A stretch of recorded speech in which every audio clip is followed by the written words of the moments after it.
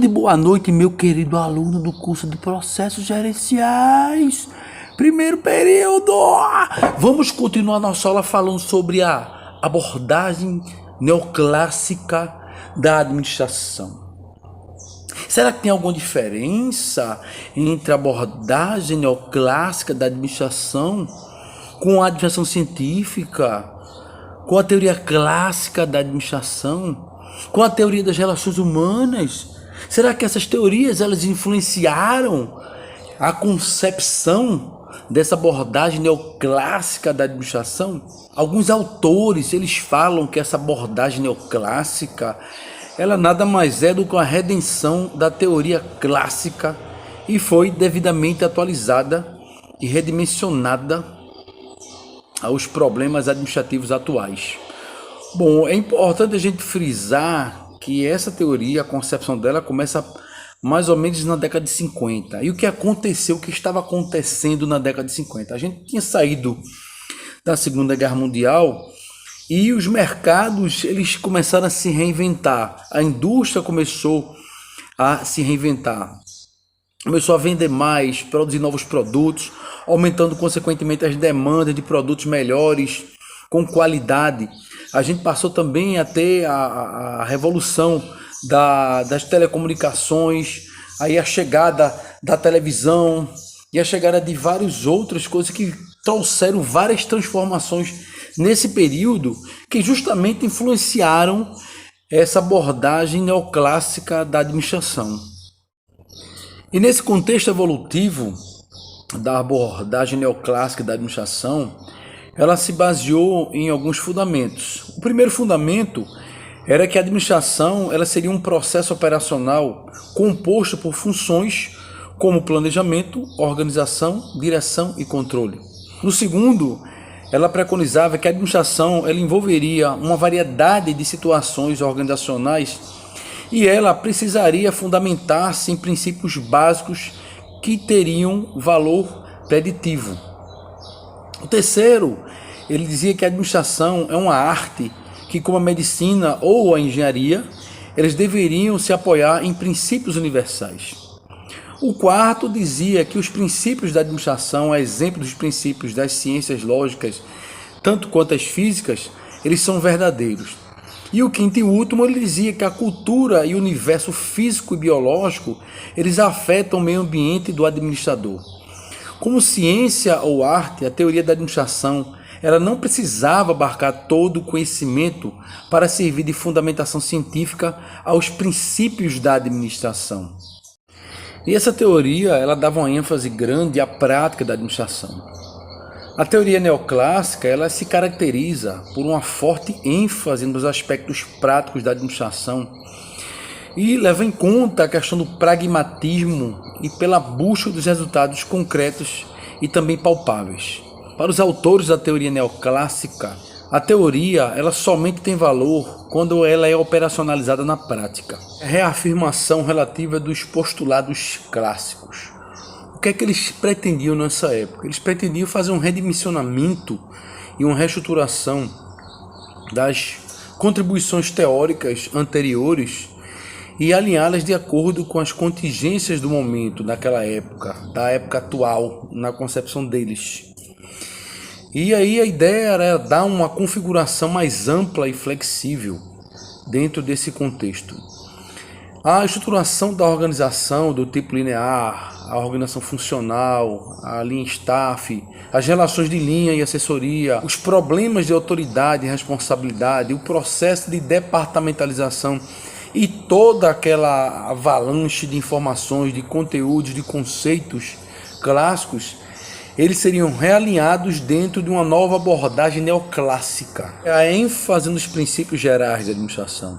Alguns autores clássicos eles se preocupavam em tentar estabelecer os princípios gerais da administração, que nessa concepção eles seriam capazes de orientar o administrador no desenvolvimento de suas funções. E esses conteúdos gerais eles seriam apresentados sob a forma de conteúdo por vários autores da época. E a ideia era procurar definir o processo pelo qual o administrador ele deveria planejar, organizar, dirigir e controlar o trabalho dos seus subordinados. O estudo da administração para alguns autores da época, eles seriam essenciais a toda organização dinâmica e bem-sucedida, pois nessa concepção deles, eles como administrador deveriam planejar, organizar, dirigir e controlar todas as operações do negócio. Qualquer que seja a organização, seja na indústria, seja no governo, seja na igreja, seja no exército, supermercado, banco ou universidade, independente de qualquer lugar, o padrão de administração, de gerenciamento seria o mesmo. Depende das atividades sendo variadas ou não, os problemas de selecionar gerentes e pessoas, estabelecer planos, estabelecer diretrizes, tanto quanto avaliar resultados de desempenho, tanto quanto coordenar e controlar as operações para alcançar os objetivos desejados, na concepção desses autores, seria uma base comum a todas essas organizações. E a ênfase nos objetivos e resultados. Na concepção dos autores, toda organização ela não existe para si, mas sim para alcançar os objetivos que foram predeterminados anteriormente no planejamento. Tanto quanto esses objetivos eles serviriam para produzir os resultados desejados. E na concepção deles, é em função dos objetivos e os resultados que uma organização ela deveria ser dimensionada, estruturada e orientada. Daí o porquê da ênfase colocada nos objetivos organizacionais e nos resultados pretendidos como meio de avaliar o desempenho dessas instituições, dessas empresas. E nessa ideia dos autores neoclássicos, a administração ela seria vista como uma técnica social. E o administrador, a administração, ela iria consistir em orientar, dirigir e controlar todos os esforços de um grupo de indivíduos para atingir um objetivo comum. E a ideia do bom administrador, ele seria aquele profissional que conseguiria possibilitar aquele grupo que ele administrava, aquele grupo que ele gerenciava, a alcançar os seus objetivos com o mínimo de dispêndio de recursos e de esforço e com menos atritos com outras atividades que seriam úteis dentro da organização, dentro da instituição. Quanto à eficiência e eficácia, na concepção desses autores, cada organização ela deveria ser considerada do ponto de vista da eficiência e da eficácia, simultaneamente. A eficácia, na concepção deles, seria uma medida de alcance dos resultados, enquanto a eficiência seria uma medida de utilização dos recursos dentro do processo.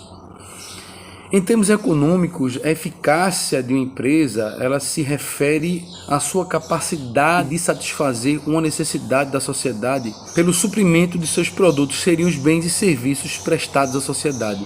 Enquanto a eficiência ela seria a relação técnica entre essas entradas e saídas. Na concepção desses autores, a eficiência ela seria uma relação entre custo e benefício entre os recursos aplicados e o produto final que seria obtido ao final do processo de transformação. Ela seria a razão entre o esforço e o resultado, entre a despesa e a receita, entre o custo e o benefício resultante de todo o processo envolvido para a entrega de produtos e serviços. Para os autores neoclássicos, os princípios fundamentais da organização formal são a divisão do trabalho, que seria o objetivo imediato e fundamental de toda e qualquer organização. Divisão do trabalho, onde o objetivo imediato e fundamental de toda e qualquer organização seria a produção de bens e serviços. E para que isso viesse a acontecer, para que a empresa fosse eficiente, a produção ela deveria basear-se na divisão do trabalho, que nada mais seria do que a maneira pelo qual o processo complexo de desenvolvimento do trabalho ele poderia ser decomposto em uma série de pequenas tarefas que o constituem, que o consolidam, o que o criam. Como a gente viu nas teorias anteriores, o importante na época da divisão do trabalho era que cada pessoa ela pudesse produzir a maior quantidade possível de unidades dentro de um padrão aceitável de qualidade que somente poderia ser atingido na época por uma relativa automatização da atividade humana, que seria baseada na repetição constante da mesma tarefa e aí, consequentemente, trazendo aquelas doenças ocupacionais que a gente hoje estuda dentro da disciplina de segurança do trabalho. E as consequências dessa divisão do trabalho, ela trouxe a curto prazo uma maior produtividade e melhor rendimento do pessoal envolvido, uma maior eficiência na organização, que seria resultante, caso da maior produtividade, e a redução de custos de produção, principalmente de mão de obra e material que eram utilizados diretamente nas atividades.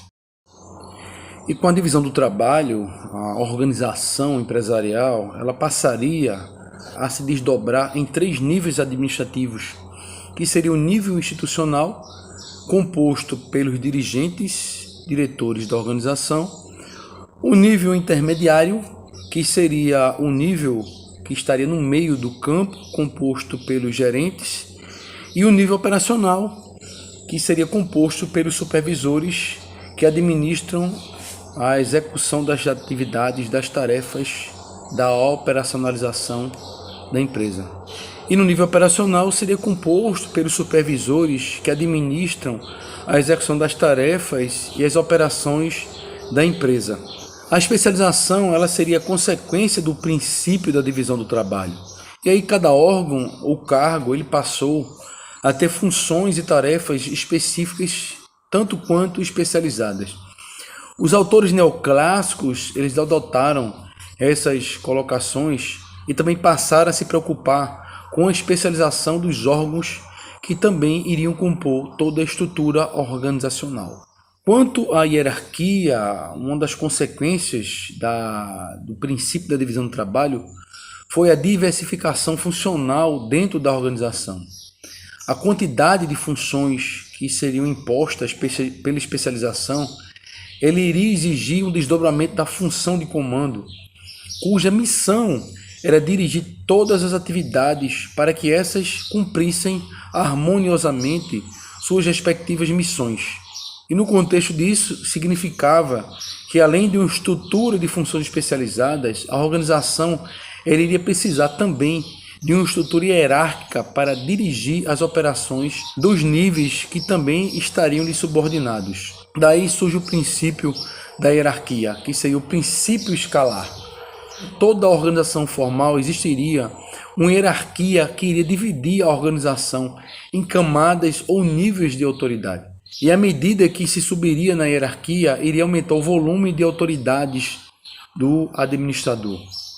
Para os autores neoclássicos, a autoridade ela se subdivide em 3 características. A primeira seria a autoridade, que seria alocada em posições da organização e não em pessoas. Ou seja, os administradores ele têm autoridade graças à posição que eles ocupam. E os outros administradores que estariam nas mesmas posições também teriam a mesma autoridade. O segundo seria a questão da autoridade que seria aceita pelos subordinados. Que esses subordinados eles aceitam autoridades superiores porque eles acreditam que eles têm um direito legítimo transmitido pela organização. Que esses aceitariam as ordens dos superiores porque eles acreditariam que esses superiores eles têm um direito legítimo transmitido pela organização de dar ordens e esperar o cumprimento dessas ordens por parte dos seus colaboradores, por parte dos seus subordinados. E o terceiro seria a autoridade desce por meio da hierarquia verticalizada, onde ela flui do topo até a base da organização e as posições do topo têm mais autoridade do que as posições que estão inseridas na base da pirâmide hierárquica. Quanto à responsabilidade, para os autores neoclássicos, a autoridade ela significa o dever de desempenhar a tarefa ou atividade para a qual a pessoa foi designada, para a qual a pessoa foi contratada. E esse grau de autoridade ele seria proporcional ao grau de responsabilidade assumida pela pessoa. A responsabilidade ela provém da relação superior-subordinado e do fato de alguém ter autoridade para exigir determinadas tarefas de outras pessoas. seria a relação contratual pela qual o subordinado ele concorda em executar certos serviços, certas atividades em troca das retribuições e da compensação monetária, ou seja, do recebimento do dinheiro. Essa autoridade ela emanaria do superior para o subordinado, enquanto a responsabilidade seria a obrigação exigida do subordinado para que ele realizasse todas as suas atribuições, todos os seus deveres. Quanto à amplitude administrativa, em decorrência dos princípios da distribuição de autoridade e de responsabilidade, outro aspecto ele foi discutido pelos autores neoclássicos, que era a questão da amplitude administrativa, também conhecido como amplitude de comando ou amplitude de controle, que para ele significava qual é o número de subordinados que um administrador ele pode vir a supervisionar. Ele dizia que quando o administrador ele tem muitos subordinados, ele tem uma amplitude de comando. Outra coisa que foi discutida na teoria neoclássica é o processo de centralização e de descentralização, referente ao nível hierárquico no qual as decisões elas deveriam ser tomadas. A centralização ela significava para eles que a autoridade para tomar decisões ela está alocada próximo ao topo da organização. A centralização ela enfatiza as relações escalares, isso é, a cadeia de comando. A organização ela é desenhada dentro da premissa de que o indivíduo no topo ele tem mais autoridade e a autoridade dos demais indivíduos ela é escalada para baixo, de acordo com sua posição dentro do organograma. Essa cadeia escalar ou cadeia de comando ela está intimamente relacionada com a unidade de comando. A cadeia escalar ou cadeia de comando, na concepção deles, ela deveria estar relacionada com a unidade de comando. E nessa época, a centralização ela foi muito valorizada por conta das seguintes características, seguintes vantagens que eles colocavam. Que era a questão das decisões, elas seriam tomadas pelos administradores que teriam uma visão global da empresa.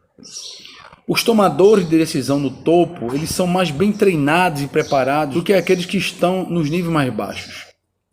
As decisões elas são mais consistentes com os objetivos empresariais globais. A centralização ela eliminaria os esforços duplicados de vários tomadores de decisão, reduzindo consequentemente os custos operacionais. E certas funções como compra e tesouraria, elas permitiriam uma maior especialização e vantagens com a centralização. Quanto às desvantagens do processo de centralização, os teóricos da época neoclássica, eles entendiam que as decisões elas seriam tomadas na cúpula, que estaria distanciada dos fatos circunstanciados que aconteceriam durante o dia, durante a rotina da empresa. Os tomadores de decisão no topo, eles teriam pouco contato com as pessoas e as situações que estariam envolvidas nesses processos de tomar decisão. As linhas de comunicação ao longo da cadeia escalar, elas provocam demora e um maior custo operacional. E por último, as decisões elas passariam pela cadeia escalar, envolvendo pessoas intermediárias que possibilitariam distorções e erros pessoais no processo de comunicação das decisões. Já no caso da descentralização, eles entendem que faria com que as decisões elas fossem pulverizadas nos níveis mais baixos da organização. E a tendência, que seria mais moderna para essa época, é que na hora que eu descentralizo, eu poderia proporcionar uma melhor utilização dos recursos humanos que eu teria dentro da empresa. E o princípio que regeria a descentralização, ele seria definido onde a autoridade, para tomar uma decisão ou iniciar uma ação, ela deveria estar o mais próximo possível do fato gerador. E que o grau de descentralização ele será o tanto maior quando as decisões mais importantes elas são tomadas nos níveis mais baixos da hierarquia. Eles entendiam que no processo de descentralização existiria uma relativa autonomia e independência por parte da tomada de decisão. Esses autores também diziam que o processo de descentralização ele não é bom nem ruim. O que iria fazer com que ele fosse bom ou ruim iria depender das circunstâncias onde ele fosse empregado. E eles analisam algumas situações como a questão da complexidade dos problemas organizacionais, porque se levaria em conta a questão dos avanços tecnológicos, das inovações, da intensificação das comunicações, da diversificação das linhas de produtos e serviços que seriam levados ao mercado, o processo de desenvolvimento dos mercados de consumo, que iriam exigir um pouco mais de versatilidade, de rapidez e de precisão nos processos de tomar decisão. E o que seria impossível obter se toda a autoridade ela fosse exercida, fosse centralizada na mão de uma única pessoa. Na delegação de autoridade, a organização ela seria vista como um organismo vivo e que deveria estar apta para se ajustar e expandir continuamente para conseguir sobreviver e crescer. E esse crescimento ele seria um sinal da vitalidade e da garantia de sobrevivência da empresa. Ainda teria a questão da mudança e incerteza, que seria a análise de quanto maior a necessidade de mudança e inovação, maior seria a necessidade da descentralização nesse momento. E nos tempos de instabilidade, os neoclássicos eles prefeririam a descentralização em épocas de certeza e de previsibilidade. Para eles, quando existiam as situações de risco, situações de crise ou dificuldade, a autoridade ela costumaria a ser centralizada no topo enquanto durasse a emergência. E a descentralização ela somente voltaria quando o perigo tivesse sido ultrapassado. E existia uma crítica a essa visão desses neoclássicos, porque hoje a descentralização ela é enfatizada principalmente nos momentos de maior crise, nos momentos de emergência. A delegação ela é o processo de transmitir a autoridade, tanto quanto a responsabilidade, para as posições inferiores da hierarquia. Muitas dessas organizações elas encorajam seus gerentes a delegar a autoridade aos níveis mais baixos, justamente para proporcionar o máximo de flexibilidade a fim de satisfazer as necessidades do cliente e de se adaptar ao ambiente.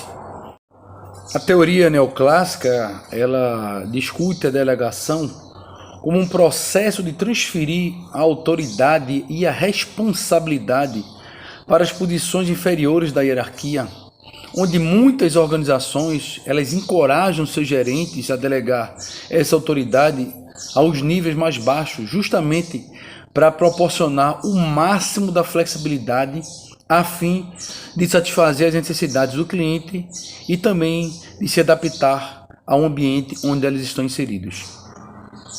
Existem algumas técnicas de delegação de autoridade e entre elas nós temos a delegação de tarefa inteira, onde o gerente ele delega uma tarefa inteira a uma pessoa em vez de ele subdividi-la entre várias pessoas.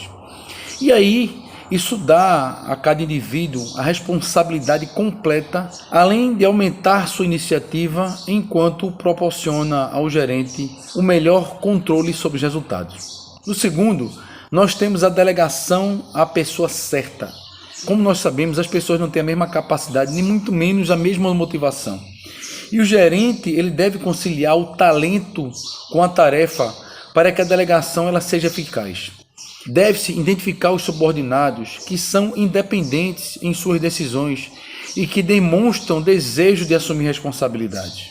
Outra seria a delegação da responsabilidade e autoridade, que seria designar apenas tarefas e não uma delegação completa.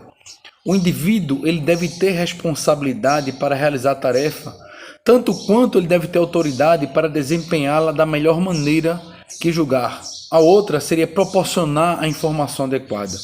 A delegação, ela bem sucedida, ela inclui informações sobre o que, porquê, quando, onde, quem e como irá fazer. O subordinado ele deve compreender a tarefa e os resultados que se espera que ele atinja. Também deve entender quais são as provisões e os recursos necessários e para quem e quando os resultados eles devem ser apresentados. Também temos a questão de manter retroação. A retroação ela significa linhas abertas de comunicação com o subordinado para responder questões e proporcionar orientação, mas sem exercer o controle. A rotulação, ela vai dar ao subordinado a pista certa e as linhas abertas de comunicação para aumentar a confiança entre ele e o seu gerente. E por último, temos avaliar e recompensar o desempenho. Quando a tarefa é bem executada, o gerente deve avaliar os resultados e não os métodos. Quando os resultados eles não alcançam as expectativas, o gerente ele deve mostrar os erros e as consequências. Quando se alcançam ou se ultrapassam as expectativas, o gerente ele deve recompensar o trabalho bem feito com orgulho, com recompensas financeiras e também delegar mais atividades, mais responsabilidades para seus colaboradores. E era visto que existiam algumas vantagens com relação à descentralização, porque ela permitiria que as decisões elas fossem tomadas pelas unidades situadas nos níveis mais baixos da organização. E aí iria proporcionar um considerável aumento da eficiência. Uma das vantagens é que os gerentes eles podiam ficar mais próximos do ponto em que deveriam ser tomadas as decisões. E essa descentralização ela cortaria os atrasos nas decisões que seriam causados pelas consultas à matriz ou a outros supervisores que poderiam até estar distantes. As pessoas que viviam com os problemas, elas seriam indicadas para resolvê-los no local e iria economizar tempo e dinheiro consequentemente.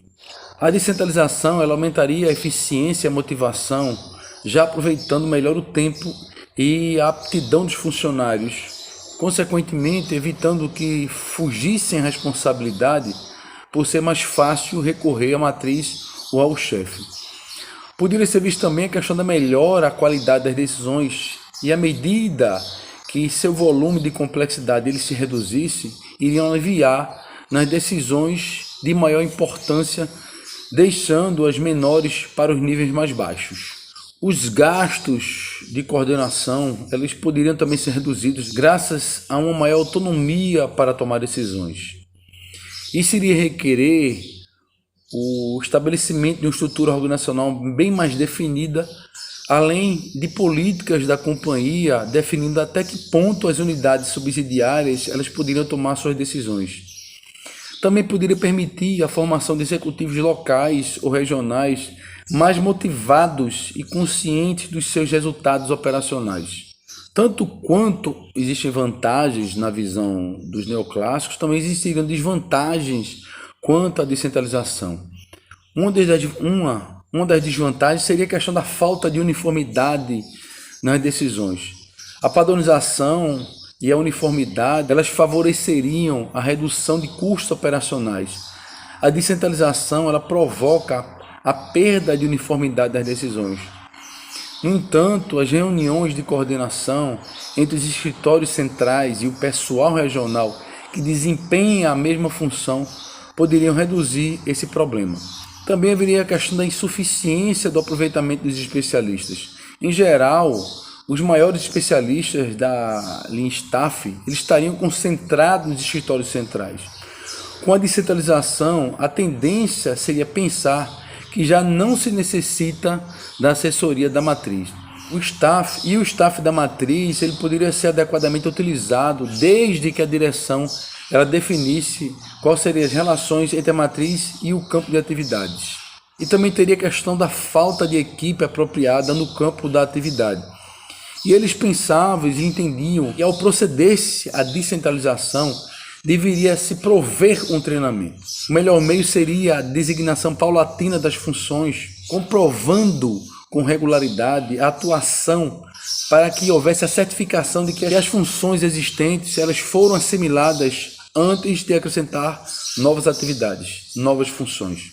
Quanto às funções do administrador, para os teóricos da teoria neoclássica, as funções do administrador elas correspondem aos elementos da administração. E em toda a literatura desse momento da teoria neoclássica, ele se assenta no processo administrativo justamente para explicar como as várias funções administrativas elas são desenvolvidas nas organizações. Então você tem o papel do planejamento, do planejar. O planejamento ele estaria ligado ao processo de definir a missão, de formular os objetivos, de definir os planos para alcançar esses objetivos, de como você vai criar um plano para planejar a programação dessas atividades.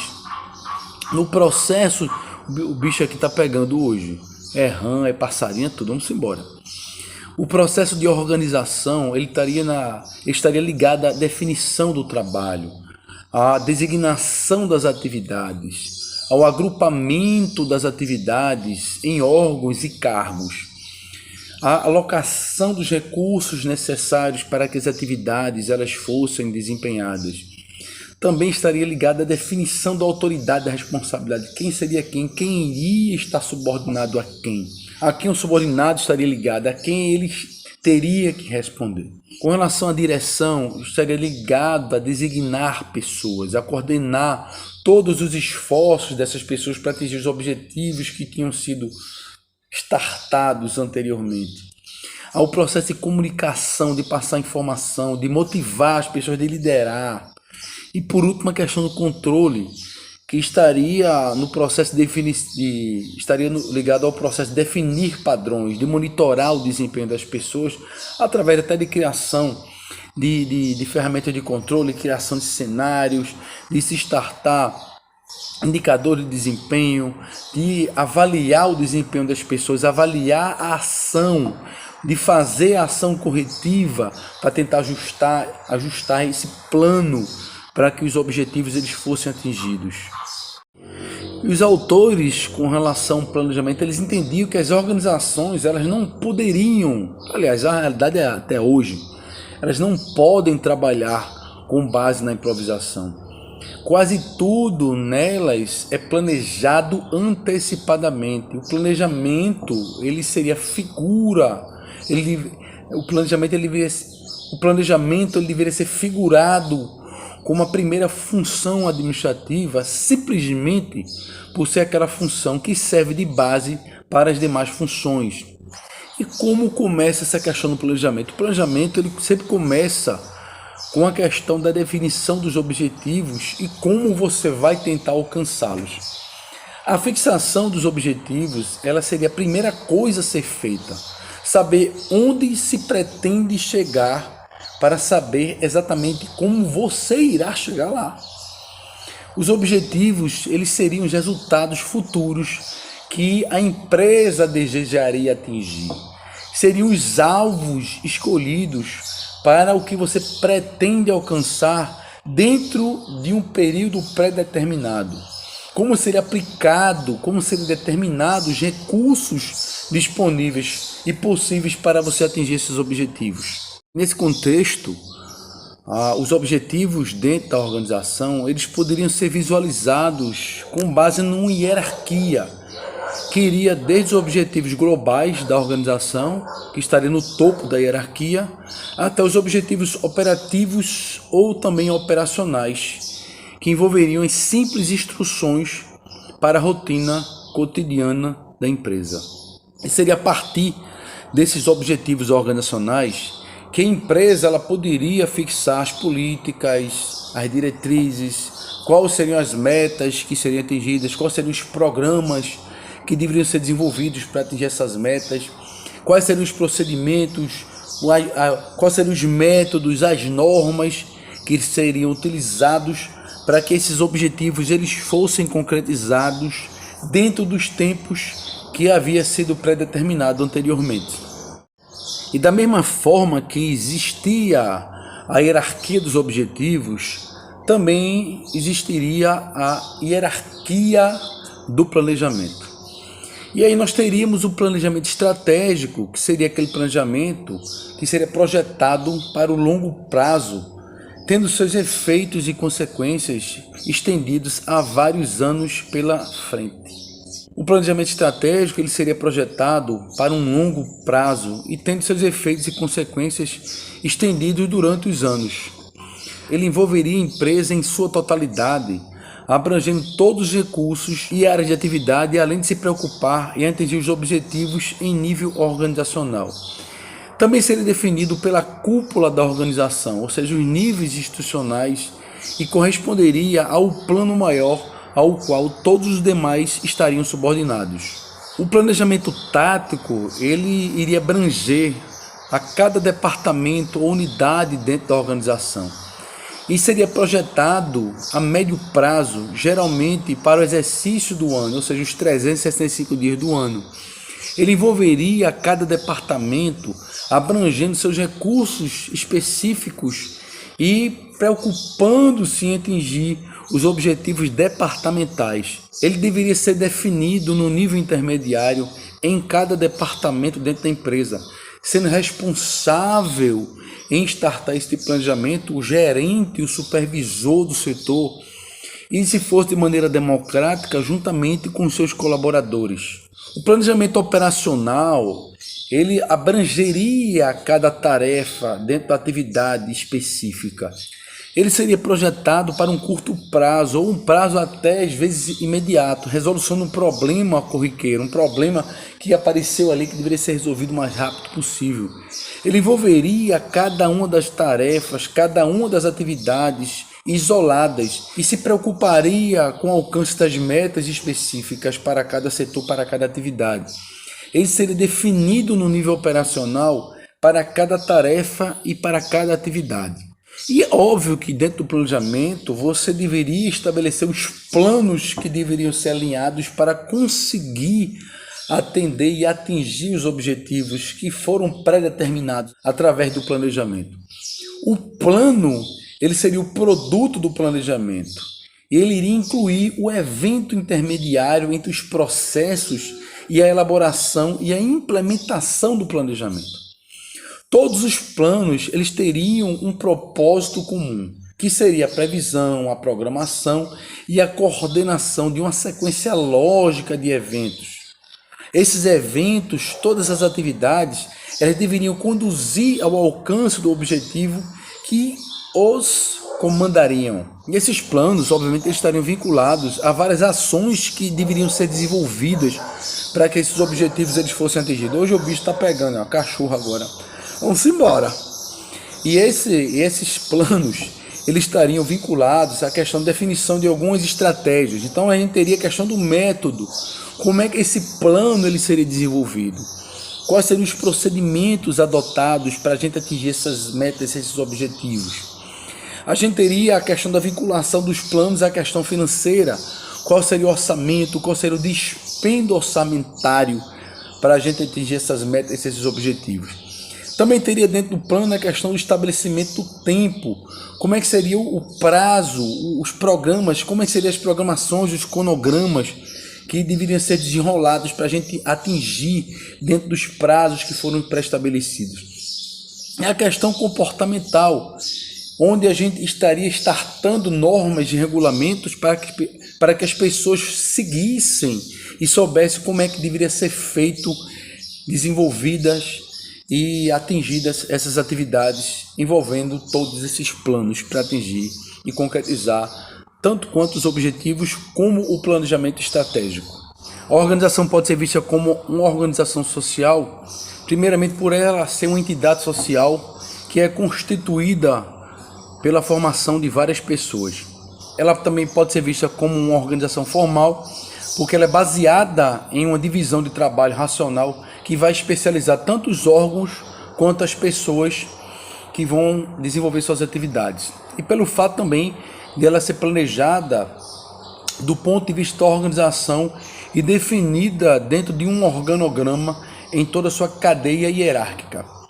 Ela também vai ser vista como uma organização informal, porque ela vai emergir espontaneamente e naturalmente da relação entre as pessoas que vão ocupar as funções dentro da instituição e que vão ter relacionamentos, vão ter interações entre seus ocupantes de cargos, tanto quanto os seus colaboradores, e que vai ser formada a partir das relações de amizade entre as pessoas, entre o surgimento dos grupos informais. E esses grupos informais, eles são grupos que não vão aparecer no organograma da instituição, eles não vão ser formalizados.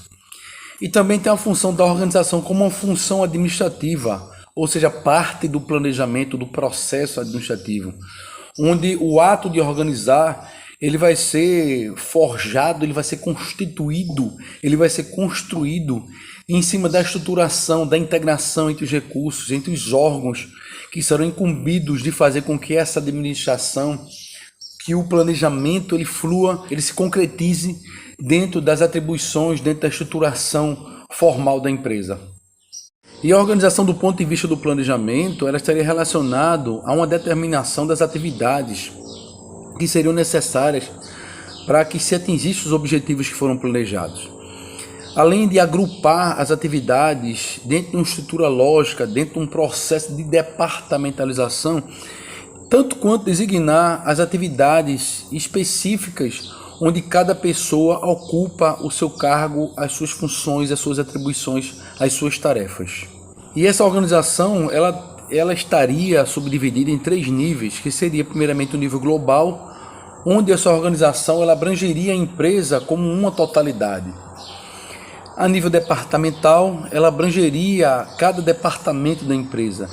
E a nível de tarefas e operações, ela estaria focada em cada tarefa, em cada atividade ou operação, especificamente dentro de todo o complexo da organização ou complexo organizacional. A direção como terceira função, ela seria definida, ela seria responsável pela definição do planejamento, estabeleceria a organização. A direção ela está mais relacionada à ação, à colocação da marcha, direcionamento da empresa, a organização, a motivação, o direcionamento das pessoas para que as atribuições, as atividades, as tarefas, elas sejam efetivadas, elas sejam atingidas, que os objetivos que foram pré-estabelecidos, eles sejam atingidos. Esse cara é a cabeça que vai nortear a empresa. A direção ela é uma função administrativa, que ela se refere às relações interpessoais entre os administradores e os seus colaboradores, aos seus respectivos subordinados. E na função de direção nós temos as funções de gerentes, coordenadores, supervisores, que esses vão dirigir os funcionários, esses vão dirigir os operadores, os operários. E essa função de direção ela se divide em nível global, onde ela abrange a organização em sua totalidade. A gente tem em nível departamental, onde abrange o departamento ou unidade dentro da organização, e a nível operacional, onde ele abrange cada grupo de pessoas e tarefas que serão executadas. E a função de controle tem aquela finalidade de estabelecer quais são os padrões e os critérios para eu poder fazer o controle e saber se as atividades elas serão atingidas do ponto de vista da qualidade, dos recursos financeiros, da questão da análise dos custos, da questão da estrutura física, do estabelecimento dos indicadores de desempenho, a minha capacidade de observar o desempenho das tarefas, o controle desse desempenho, da comparação do desempenho com o padrão que foi estabelecido para saber se realmente aquilo que foi planejado ele está sendo executado, se está existindo algum tipo de falha, se precisa fazer alguma alteração. E aí eu tenho a possibilidade de controlar através de gráficos, de relatórios, do estabelecimento de índice, do estabelecimento de médias estatísticas, dos controles percentuais, da implantação de porcentagens de efetivação, tanto quanto do processo de ação corretiva, onde eu vou poder controlar e fazer devidas adequações para que aquele plano ele seja atingido dentro daquele prazo. Se não for possível atingir dentro daquele prazo, que seja restartado um novo prazo, onde eu possa realmente fazer com que aquelas atividades, aquelas atribuições, aquelas metas, aqueles objetivos, eles sejam atingidos, mesmo que não seja naquele intervalo de tempo que foi predestinado. Mas o planejamento, ele carece em todo instante de ser reavaliado, porque às vezes o cenário muda, o cenário socioeconômico muda, e você vai ser obrigado a ter que rever em algum momento o teu planejamento para que você consiga atingir aquilo que você deseja, aquilo que foi planejado.